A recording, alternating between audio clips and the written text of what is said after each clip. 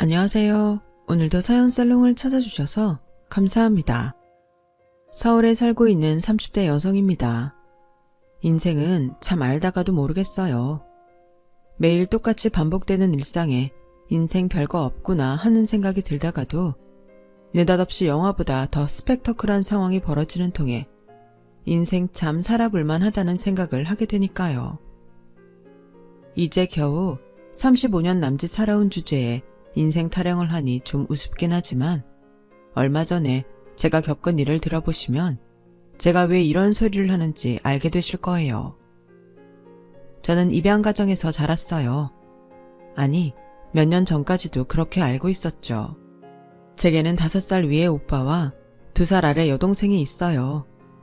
우리 3남매는 모두 입양아예요. 저희 부모님께는 친아들이 하나 있었는데 초등학교에 들어갈 무렵 심장병으로 세상을 떠났대요. 이 일로 저희 부모님은 이혼 상황까지 갈 정도로 심각한 불화를 겪게 되셨고, 그러던 차에 저를 시작으로 오빠와 동생을 차례로 입양하면서 위기를 극복하셨대요. 비록 입양 가정이기는 해도 눈치를 보거나 힘들게 살지는 않았어요. 집안 형편이 풍족했던 게 가장 큰 이유였고, 무엇보다 자식들 셋 다 부모님의 친자식이 아니다 보니 차별 없이 자랄 수 있었던 것 같아요. 그래서 그런가 저희 3남매는 우애가 좋았어요. 서로 같은 처지이기 때문에 서로 의지하며 자랄 수 있었으니까요. 우리 3남매가 입양하라는 사실을 공개적으로 밝혀진 건 제가 초등학생 때였어요. 이미 저는 우리 가족이 다른 집들하고는 조금 다르다는 걸 어렴풋이 짐작은 하고 있는 상태였고, 오빠는 7살 때까지 시설에서 살았기 때문에 입양 사실을 알고 있었어요. 하지만 막내는 모르는 상태였죠. 그런데 막내가 학교에서 ABO 혈액형에 대해 배우고 오면서 집안에 소동이 벌어지게 된 거예요. 언니는 혈액형이 뭐야? 나 오늘 학교에서 혈액형에 대해 배웠는데 부모님 혈액형을 알면 자식들 혈액형도 알 수 있대. 언니 엄마랑 아빠 혈액형 알아? 동생은 그저 학교에서 배운 대로 가족 혈액형에 대해 궁금증을 가졌을 뿐인데 저는 쉽게 대답을 할 수 없었어요. 부모님 혈액형을 알게 되면 우리가 입양하려는 사실을 알게 될 게 뻔했으니까요. 내가 아는 사실을 동생한테 솔직히 말해도 되는지에 대한 판단도 안 섰고요. 글쎄, 나도 잘 모르겠는데, 그리고 그게 뭐가 그렇게 중요하냐. 쓸데없는데 신경 쓰지 마. 저는 평소와 달리 퉁명스럽게 말했어요. 그리고 그 일을 엄마한테 몰래 알려드렸죠. 엄마는 이따 아빠가 퇴근하시면 막내한테 잘 설명하시겠다며 그때까지는 동생한테 아무 말도 하지 말라고 부탁하셨어요. 그렇게 시간은 흘러 아빠가 회사에서 퇴근을 하셨고, 부모님은 안방에서 한참 동안 상의를 하신 뒤 거실로 저희 3남매를 부르셨어요. 엄마는 진지한 표정으로 조심스럽게 말씀하셨어요. 부모님께서는 우리 3남매를 입양해서 키우셨다는 사실을요. 정훈이랑 상은이는 이미 알고 있는 얘기지만 정민이는 처음 듣는 얘길 거야. 처음부터 비밀로 할 생각은 없었어. 때가 되면 얘기해 주려고 했던 건데 상황이 이렇게 됐으니 이참에 말하는 게 좋겠지? 정민이는 아직 어려서 이해하기 힘들겠지만 세상에는 다양한 형태의 가족이 있어. 엄마 아빠가 직접 너희들을 낳았다면 더없이 좋았겠지만 안타깝게도 그러지 못했어. 하지만 너희들을 처음 봤을 때 우리 아들이고 딸이라고 느꼈던 것 같아. 가족이 되는데 피가 섞였건 섞이지 않았건 그건 중요한 게 아니야. 서로 얼마나 아끼고 사랑하느냐가 중요한 거지.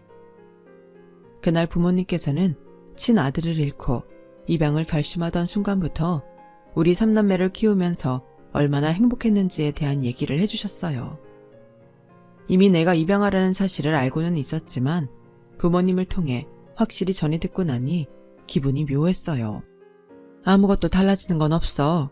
우리는 예전에도 그렇고 지금도 그렇고 앞으로도 우리가 가족이라는 사실은 변하지 않을 테니까. 하지만 엄마 말과는 달리 우리 3남매가 친자식이 아니라는 사실이 공식화되면서 많은 것들이 변해버렸어요. 눈치라는 걸 보게 되었거든요. 어떤 행동을 할 때마다 이전에는 생각해보지 않았던 걸 먼저 떠올리게 되었어요. 혹시라도 내가 공부를 열심히 하지 않으면 우리 부모님이 날 다시 시설로 돌려보내지 않을까? 내가 반찬 투정을 하면 부모님이 나를 싫어하지 않을까? 친부모도 아닌데 내가 용돈 달라는 말을 해도 되는 걸까? 난 친자식도 아닌데? 등등 사소한 것 하나까지 소심해지기 시작하더군요. 그런데 저만 그랬던 게 아니었나 봐요. 오빠는 아무렇지도 않아? 우리는 친자식도 아닌데 언제까지 엄마랑 아빠한테 예쁨을 받을 수 있을까? 혹시 우릴 버리면 어쩌지? 이 바보야, 넌 엄마가 하는 말을 어디서 들었어? 그럴 분들이라면 우리를 입양조차 하지 않으셨을 거야.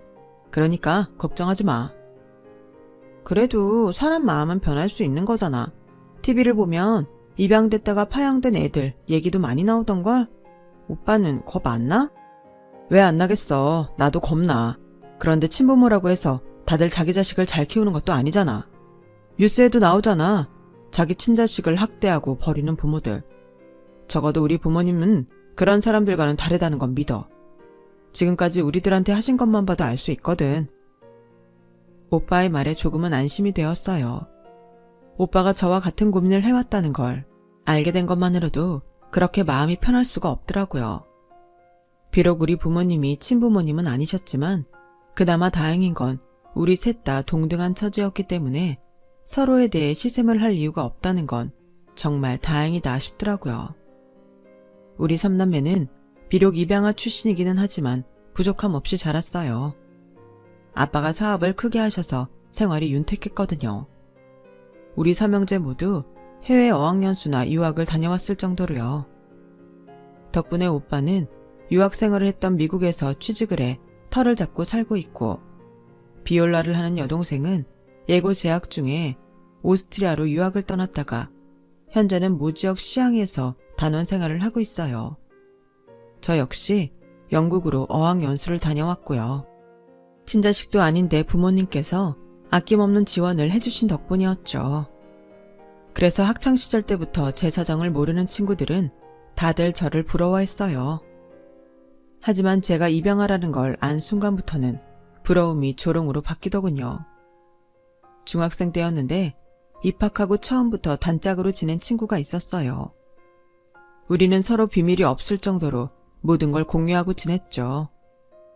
그 친구한테만은 속이고 싶지 않은 마음에 제가 입양하라는 걸 말해줬는데, 그 일이 있고 얼마 뒤부터 반 친구들이 저를 힐끔거리며 소곤대는 게 보이더라고요. 그렇게 한 달여 기간 동안 찜찜한 마음으로 지내야 했는데 하루는 화장실에서 뜻밖의 소문을 듣게 된 거예요. 야, 사완 오상은 입양하라며? 완전 깜돌 않냐? 방학 때마다 해외로 가족여행 떠나고 옷이랑 신발도 고가 브랜드 것만 쓰길래 열나 부러워했는데 완전 대박 반전이지? 정말? 야, 그래도 그렇게 부잣집 딸로 살면서 온갖 거 다 누릴 수 있으면 나도 입양하러 살고 싶다. 근데 지입으로 그런 소리를 했대? 촉 맞았냐? 지입으로 떠들고 다니게? 걔랑 붙어 다니는 정아 있지? 걔가 뒤에서 소문 퍼뜨리고 다녔다나 봐. 그래서 적은 가장 가까운 곳에 있다고 하는 거다. 앞에서는 절친인 척하면서 뒤에서 자기 흉보고 다니는 걸 알면 오상은도 대박 열받을 거다. 화장실 변기칸에 앉아서 그 얘기를 듣고 있으려니 눈물이 멈추지 않았어요. 제가 입양하려는 사실이 소문났다는 것보다 믿었던 친구한테 배신을 당했다는 사실 때문이었죠. 나중에 친구한테 따져 물었더니 부러워서 그랬다고 하더군요. 솔직히 말하면 부모한테 버림받은 네가 나보다 더 잘 살고 있다는 게 셈이 나고 내 처지가 억울해서 그랬어. 넌 가진 것도 많고 남들보다 더 누리고 사니까 이 정도 소문은 별것도 아니잖아? 안 그래? 자기가 한 짓이 탄로나자 아예 안면 몰수하고 막 나가는 친구를 보니 화도 안 나더라고요. 내가 지금껏 저런 인간을 알아보지 못하고 절친으로 생각했다는 게 억울했을 뿐이었죠. 그 이후 저는 아무리 친한 친구 사이라도 제가 입양하라는 건 비밀로 하고 살았어요. 결혼 전 남편과 연애를 하면서도 마찬가지였어요. 사귄 지 2년이 넘어가면서 결혼 얘기를 꺼내는 남편을 볼 때마다 말을 해야 한다는 생각을 했지만 쉽게 입이 떨어지지 않았어요. 혹시라도 남편이 내 사정을 알고 나면 중학생 때 친구들처럼 돌변하지는 않을까 겁이 났거든요. 그렇다고 언제까지고 속일 수만은 없었어요. 그건 분명 사기 결혼이니까요. 그래서 시댁에 인사를 드리러 가자는 말을 들었을 때 더는 미룰 수 없다는 결론에 이르렀죠. 그래서 솔직하게 얘기를 했어요. 처음엔 제 말에 당황하던 남편은 이내 차분한 목소리로 말을 이어갔어요. 많이 힘들었겠다. 이 얘기를 하기까지 얼마나 고민했을지 생각하니까 내 마음이 더 아프다. 그럼 자기 빼고 오빠랑 동생은 친자야? 삼남매가 모두 친자식이 아니라고 했더니 남편은 꽤 놀라는 것 같았어요. 동생이 학교에서 혈액형에 대해 배우고 온 날 약간의 소동이 있었거든. 그런데 그 소동이 있기 전부터 난 대충 알고 있었어. 아빠는 O형이고 엄마는 B형인데 난 A형이거든. A형은 낳을 수 없는 혈액형이잖아. 그런데 나만 이상한 게 아니더라고. 우리 오빠는 AB형이거든. 그때 대충 눈치를 챌 수 있었어. 동생은 B형이라서 혈액형상으로는 친자일 확률이 높다고 생각했는데 그날 부모님 얘기를 들어보니까 우리 전부 입양되었더라고. 솔직히 다행이라고 생각했어. 적어도 부모님 사랑이 누구 한 사람한테 편향되지는 않을 것 같아서. 나 참 옹졸하지? 아니, 나라도 그랬을 거야. 그래도 다행이다. 상은이 혼자 외롭지는 않았을 것 같아서. 그래도 좀 서운한걸? 내가 그렇게 못 믿어왔어? 우리 사귄 지 2년이 다 되어가는데 이제야 말을 해주게. 미안해. 속일 생각은 없었어. 난 자기가 내 상황을 알면 마음이 변하지 않을까 겁이 나서 말 못했어. 정말 미안해. 당신 어머님 아버님께는 내가 직접 찾아뵙고 사과드릴게. 아니야. 부모님께는 내가 말씀드릴게. 그리고 입양됐으면 뭐. 내가 결혼하고 싶은 사람이 당신이라는 건 변함이 없는걸. 앞으로는 내가 자기 아빠고 엄마고 남편까지 되어줄게. 그러니까 나만 믿어.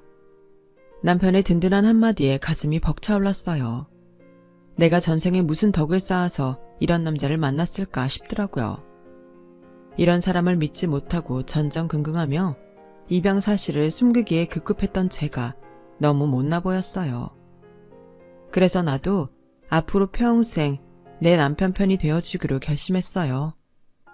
제 상황을 전해 들으시고도 시댁에서는 이전과 별반 다르지 않았어요. 일부러 저를 배려해서 얘기를 꺼내지 않는 것 같더라고요. 그 점이 조금 마음에 걸리긴 했지만 사는 동안 제가 풀어가야 할 숙제라고 생각했어요. 결혼식도 무사히 끝마치고 신혼여행에서 혼인신고까지 마치고 나자 이제 정말 내 손으로 가정을 꾸렸다는 게 실감이 났어요. 이제 남편과 저를 반반 닮은 아이를 낳아서 온전한 가정을 이루는 일만 남았다고 생각하니 가슴이 벅차오르더라고요.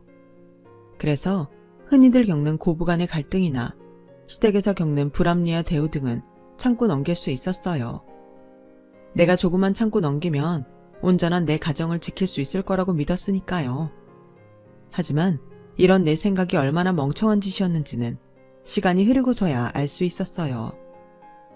꽤 많은 스트레스를 받았던 결혼식 준비는 결혼 생활에 비하면 아무것도 아니더라고요. 막상 결혼을 하고 보니 이전까지 제게 호의적이었던 시댁 식구들의 시선은 완전 180도 변해버렸어요. 잡아놓은 물고기한테 떡밥을 주지 않는다는 말처럼 이미 자기 집 사람이 된 제 앞에서는 염치 없고 뻔뻔한 요구도 노골적으로 대놓고 하더라고요. 얘 세아가 어제 보니까 홈쇼핑에서 모피코트 세일하더라. 내 나이 정도 되면 모피코트 정도는 하나쯤 있어야 할 것 같아서. 가격도 얼마 안 하는 것 같은데 하나 해주지 않으련? 이런 건 원래 며느리들이 알아서 준비해오는 건데 너 시집 올 때 그런 건 통해오지 않았잖니? 맞아. 그러고 보면 올케 언니는 정말 뻔뻔할 정도로 아무것도 해온 게 없다니까. 완전 날로 먹었지. 나한테도 예단이라고 노트 한 번 해준 것밖에 없었다나. 우리 엄마랑 나나 되니까 참고 넘어간 거지. 다른 집 같았으면 어림도 없지. 언니도 그렇게 생각하죠? 정말 할 말은 많았지만 꾹 참고 하지는 않았어요. 예단을 간소하게 했던 건 시댁에서 그렇게 하자고 했기 때문이었거든요. 예단은 필요 없으니 예단비를 더 해달라고 했으니까요. 그렇게 돈을 받아 챙겼으면서 그건 쏙 빼놓고 계산을 하는 걸 보면 참 염치도 없는 사람들 같았어요. 그런데 이 정도는 애교로 넘길 일이더라고요. 이듬해 시누이가 결혼을 하게 되었는데 결혼 자금이 부족하다며 저한테 돈을 요구했거든요. 새아가, 며느리도 자식인데 네 시누이 결혼에 나 몰라라 하고 있을 셈이냐? 네 친정이 꽤 살지 않니? 이럴 때 잘 사는 친정 덕 좀 보고 살면 좀 좋아. 비록 네가 친자식은 아니라지만 뭐 다행히 네 형제들도 같은 처지라니 니네 부모 재산 나눠 갖는 데는 문제 없을 테고 말이다. 네 친정에서 한 5천만 해주면 우리 윤지 결혼은 남부럽지 않게 준비할 수 있을 것 같구나. 어머니, 그건 말이 안 되죠. 아가씨 결혼하는데 왜 저희 부모님 돈을 써요?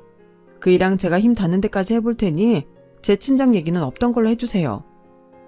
예, 너 좀 모자란 애 아니니? 잘 사는 네 친정 부모한테 돈 5천이 돈이겠니?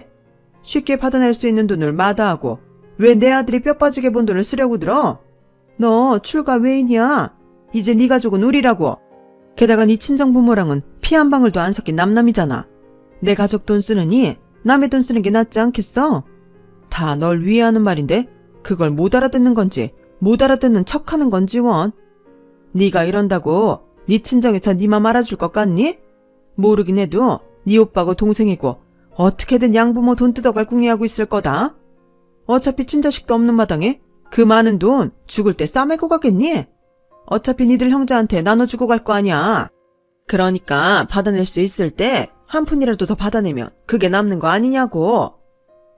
시어머니한테 제 친정은 언제고 마음만 먹으면 돈을 꺼내올 수 있는 금고 정도로 여겨지는 것 같았어요. 제가 입양하라는 걸 알면서도 별말 없이 저를 받아들였던 것도 제 형제들 모두 친자가 아니라는 사실 때문인 것 같더라고요. 남북전쟁 중에 깃발을 꽂는 대로 자기 소유지를 만들 수 있었던 미국의 개척자들처럼 어머님은 제 친정 돈 따먹기에 혈안이 된 사람 같았어요. 시어머니의 집요한 요구에도 불구하고 죽어도 내 부모님한테 돈 달라는 말은 못하겠더라고요. 지금까지 키워주신 것만으로도 갚을 수 없는 은혜를 입었는데 돈까지 축낼 수는 없었으니까요. 그래서 미국에 살고 있는 오빠한테 연락을 했어요. 오빠, 이런 말하게 돼서 정말 미안한데 나 돈 좀 빌려줄 수 있어?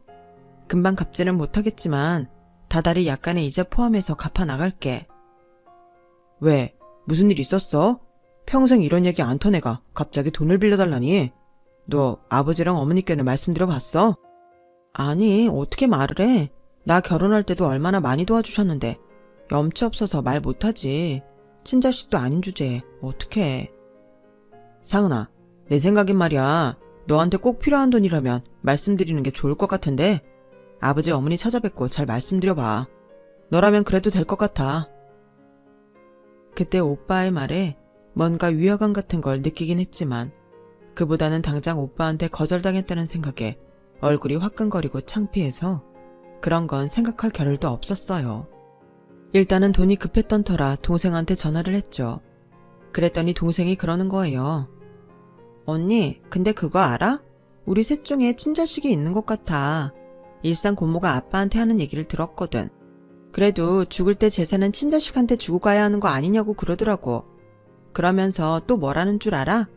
언제까지 친자식을 양자로 속이고 살 거냐고 하더라니까. 그 얘기인 셋 중에 친자가 있다는 말 아니겠어? 그게 누굴까? 동생 말을 듣자마자 저는 알 수 있었어요.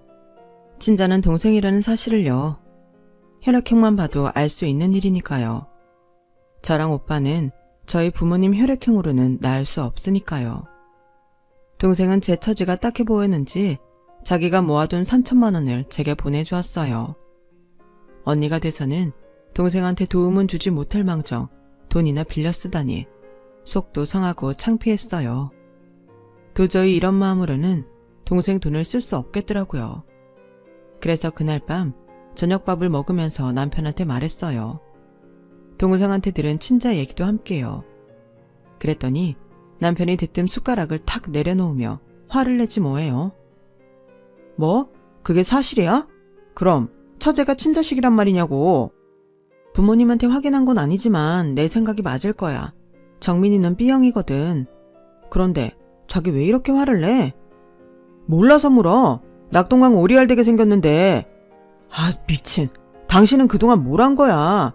그렇게 중요한 사실을 이제서야 알다니. 양자라도 부모 유산 받는 데는 문제 없겠지? 뭐 차등 지급을 받을지는 몰라도 당신 부모님 성격상 크게 차별하진 않을 것 같은데 말이야. 뭐? 당신은 지금 그게 그렇게 중요해? 내가 친정 부모님 유산 못 받을까봐 그게 걱정이냐고. 아니, 누가 꼭 그렇대. 말이 낫으냐는 말이지. 그날 남편의 표정은 제가 알고 있던 남편의 모습이 아니었어요. 돈에 눈이 먼 탐욕 덩어리 그 자체였거든요. 그제야 그동안 내가 믿었던 남자가 어쩌면 그리 믿을 만한 사람이 못 되는지도 모르겠다는 생각이 들더라고요. 믿음에 균열이 생기고 나니 남편의 행동 하나하나가 다 의심스럽고 못 믿어왔어요. 그간 평일이고 주말이고 가릴 것 없이 제 친정에 드나들며 내 부모님께 사위 노릇을 톡톡히 하던 남편의 모습 역시 다 돈을 노리고 한 짓이 아닐까 의심스럽더라고요. 툭하면 제 부모님 앞에서 사업을 해보고 싶다는 말을 꺼냈던 것도 제 친정 도움을 받으려는 남편의 의도적인 행동이었다는 것도 알겠더라고요. 이렇게 알아채기 쉬운 걸 제가 그동안 왜 몰랐을까? 내 자신이 한심했어요. 이후 남편은 어떻게든 한 푼이라도 더 뜯어낼 욕심에 전보다도 더 눈에 불을 켜고 제 친정에 드나들기 시작했어요.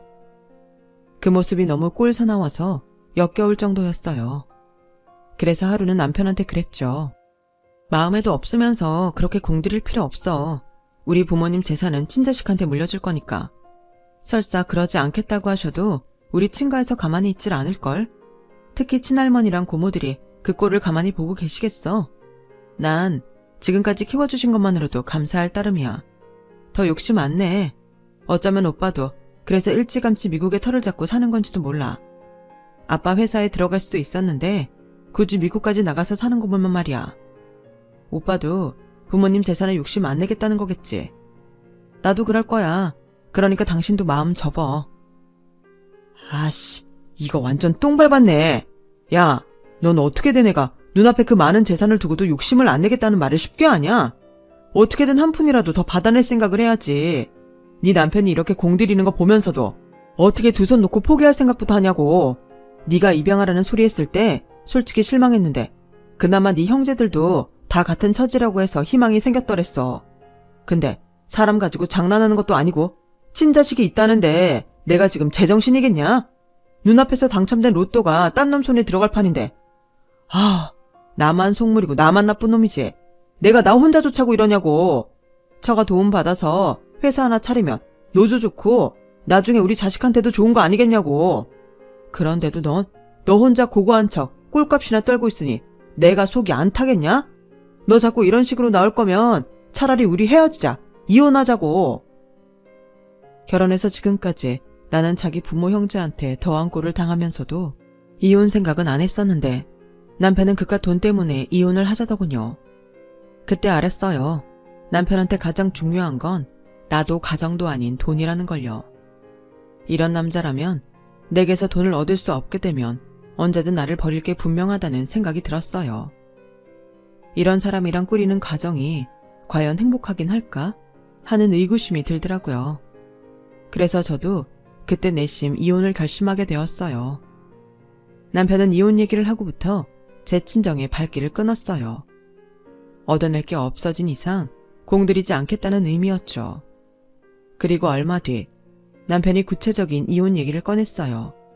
재산 분할부터 이혼 시기 등에 대한 구체적인 것들이었죠. 그런데 본격적으로 뭔가를 하기도 전에 친정에 일이 생겼어요. 친정 엄마가 수술을 받게 되었거든요. 많이 위험한 수술은 아니었지만 그래도 전신 마취를 해야 하는 수술이라서 수술 당일 저는 직장에 월차를 내고 병상을 지켰어요. 동생이 지방에서 연주회에 참석하느라 엄마 곁을 지킬 사람이 저밖에 없었거든요. 다행히 수술은 잘 끝났고 중환자실을 거쳐 일반실로 옮긴 엄마는 약 기운에 취해 그런지 자꾸 잠에 빠져들었어요. 그러자 간호사가 엄마 상태를 체크하기 위해 간단한 질문을 몇 가지 하더라고요.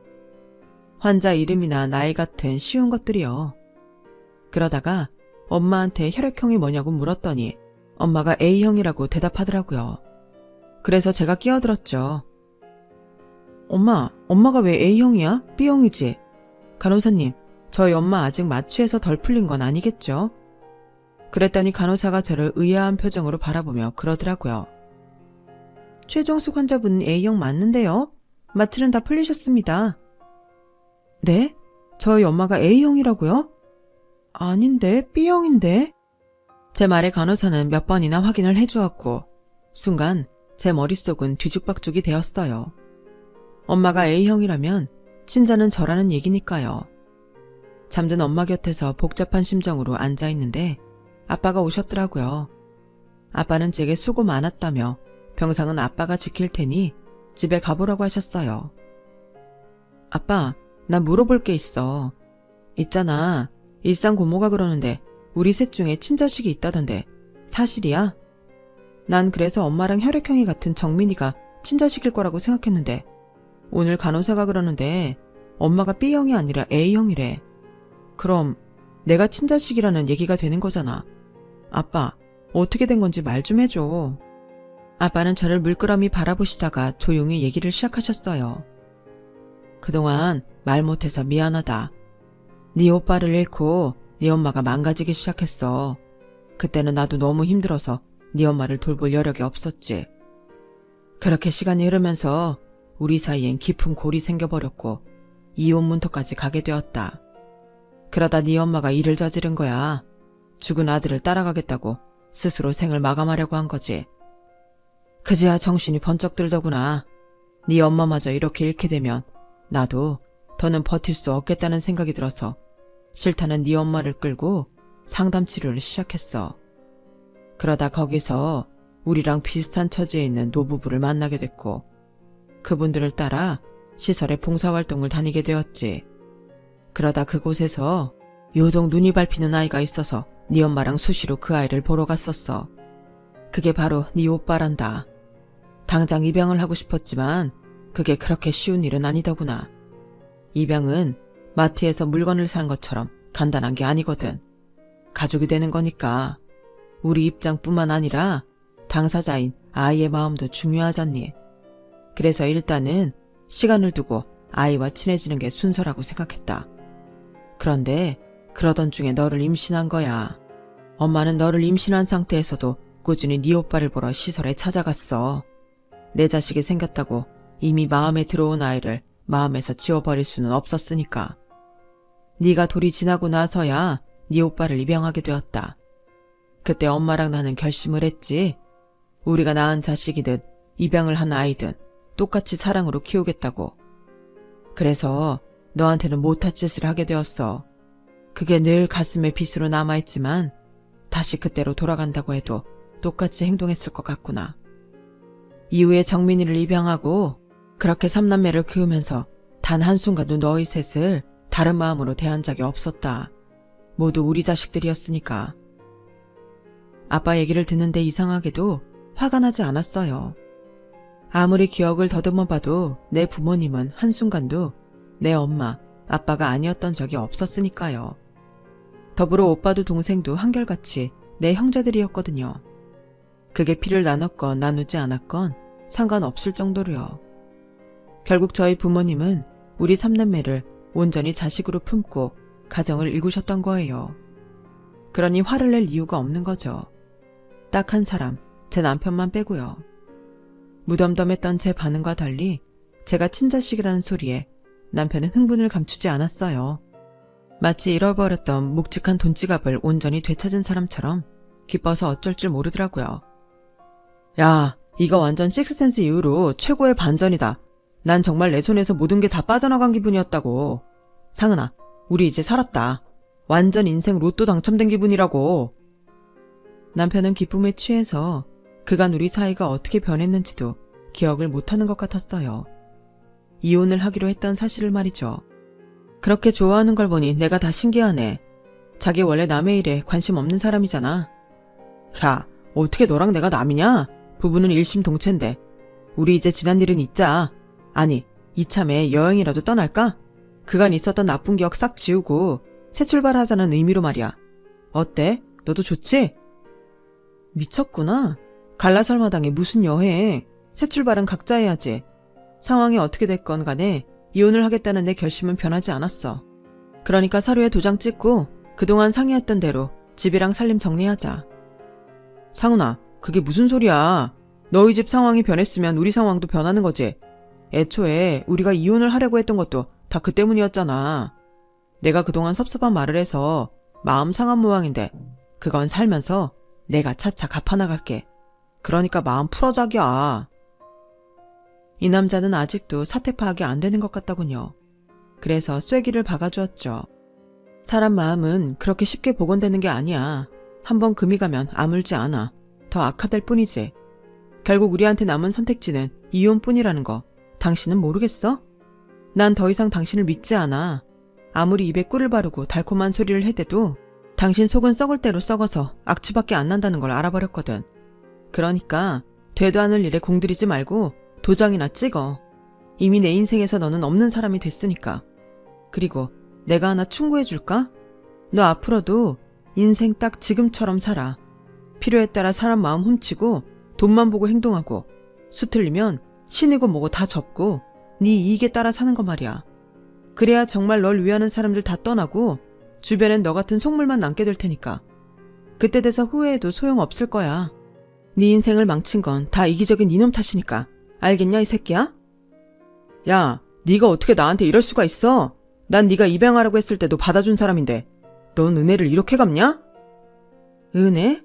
웃기고 자빠졌네. 네가 달래 나랑 결혼했니? 내 부모 재산 보고 한 거잖아. 우리 3남매 중 나 혼자만 입양해왔다고 했다면 그래도 네가 나랑 결혼했을까? 모르긴 해도 넌 절대 안 했을걸? 내 동생이 친자일지 모른다는 말 한마디에 이혼까지 결심한 놈이라면 뻔한 거 아니니? 그러니까 그 더러운 주둥이로 은혜니 뭐니 개소리 짓거리지 마. 역겨워서 토할 것 같으니까. 결국 저는 남편과 이혼을 했고 재산 분할이 끝날 때까지 친정에 들어가 살았어요. 그리곤 현재는 오피스텔을 얻어 나와 살고 있어요. 친자식이라고 해서 부모 재산에 기대 살 생각은 없거든요. 물론 저희 부모님이 저한테만 특별히 금전적 지원을 더 해주시지도 않을 테지만요. 애초에 마음 먹었던 것처럼 저는 제 힘으로 제 인생을 개척해 나갈 생각입니다. 부모님께 받은 지원은 딱 결혼까지면 충분하거든요. 내 인생은 부모님이 대신 살아주는 게 아니라 온전히 내가 살아내야 하는 거니까요. 그래서 지금부터라도 후회 없는 인생을 살아보려 합니다. 그래서 눈 감는 그날 내 인생이 참 재밌었다는 생각이 들 정도로요. 지금까지 제 사연을 들어주셔서 감사합니다. 들어주신 분들 건강하시고 기쁜 일 많으시길 바래요. 여러분, 사연 댓글에 응원과 현명한 조언 부탁드려요. 좋아요와 구독은 저에게 큰 힘이 됩니다. 오늘도 좋은 일 가득하세요.